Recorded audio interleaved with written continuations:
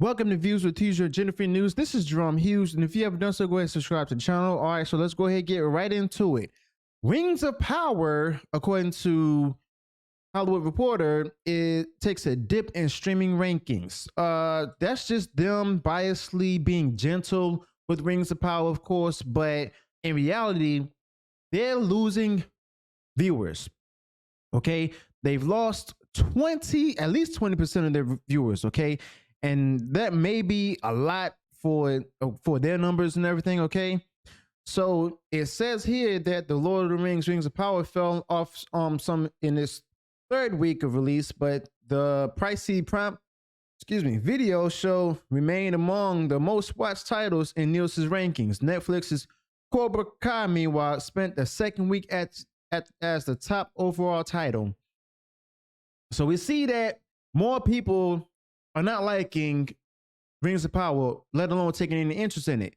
But we're seeing more people still taking interest in Cobra Kai. Like I said before, I haven't watched Cobra Kai, but I'm interested. I just got to find the right time to watch it because I'm pretty sure it's like a lot of episodes, and I want to be able to be sitting in like one setting where I can watch like a few days that I'm available. Okay, but it's like, even kids are, interested in Cobra Kai more than Rings of Power. Okay, there's one kid or somebody who I work with. He tells me he enjoys the show. Like it's the best. It's the best thing out there. And I'm really surprised because I didn't really expect that. So it goes on that saying the Lord of the Rings, Rings of Power fell off some in third week of release.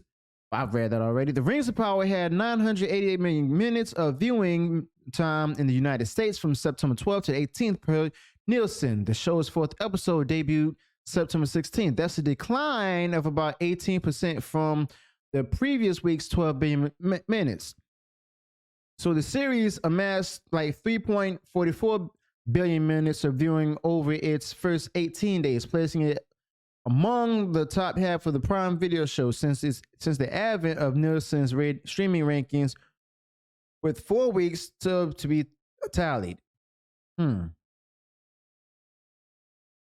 So you mean to tell me that people started taking interest of a less boring adaptation of Tolkien's work? That's pretty interesting because of the fact that it's all just fan fiction, reimagining of Tolkien's Rings universe, and it's bleeding viewers when it should be snowballing. In other words, building up. Okay? So 988 million minutes of viewing time in the United States from September 12th to the 18th from Nielsen ratings. Now, that's a big decline. All right? That's a huge decline, especially when Amazon's releasing new episodes every week.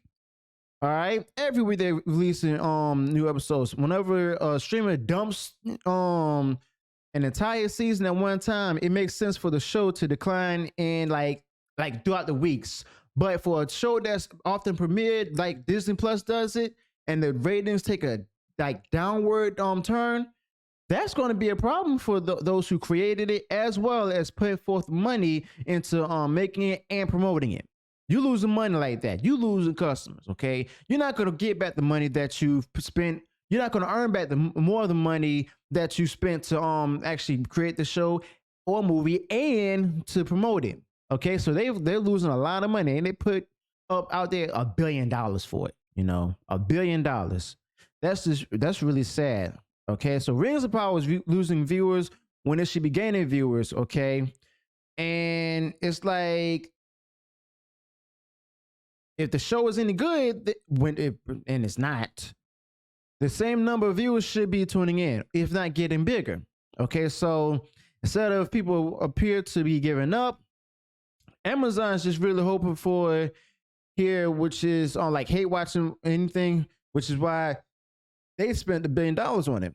Okay, to produce the this what's called the woke version of their take on Lord of the Rings, and it's like basically trying to make adding stuff to make it a cultural phenomenon by adding current day politics and narratives to it.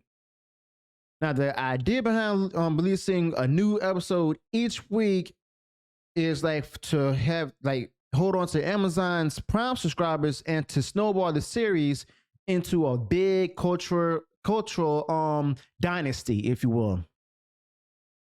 All right, but in the same way, like Game of Thrones, it picked up like cultural clout as they rolled along, you know. But that's not what's happening here. That's not even what's happening here. But you're still losing viewers with like newer episodes, you know, because the fact that people are tuning out. They've seen what they watched before, and they also they know how it's going to turn out. Well, not how it's going to turn out, but they know it's not going to be really good going throughout the rest of the season. Only people who's watching the whole season are those who are, you know, trying to like feed into the narrative, or those who want to hate watch it so that way they can review it on their channels. Okay. So this basically shows that the viewers don't really care about it. You know, they expected something to be like Peter Jackson's Lord of the Rings, but it wasn't. They expected Tolkien's Lord of the Rings, but it wasn't. No, it's just another show that doesn't have any of the rights to the original works, including the Silmarillion, and it's supposed to take place during the times of the Silmarillion, which is the Second Age. All right, now the show is popular. It did come in number 2, but it was blown away by Cobra Kai. Cobra Kai came in first place. Okay. And even though Netflix's Cobra Kai show, which is anti-woke, by the way, did dump all of its season 5 episodes all at once a month ago, it still earned a 1.92 billion minutes viewed, while Rings of Power came in second with half of that, which is 988 million. Okay.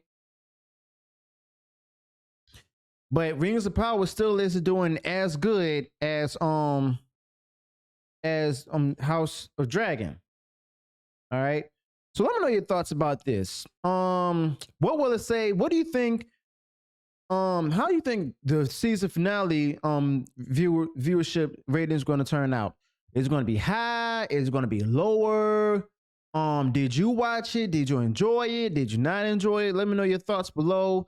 And also go ahead and share with me anywhere that went wrong in the video. And also let me add any additional thoughts to things that I said in this video. And if you enjoy what I've shared in the video, go ahead and click the like button and also share it everywhere.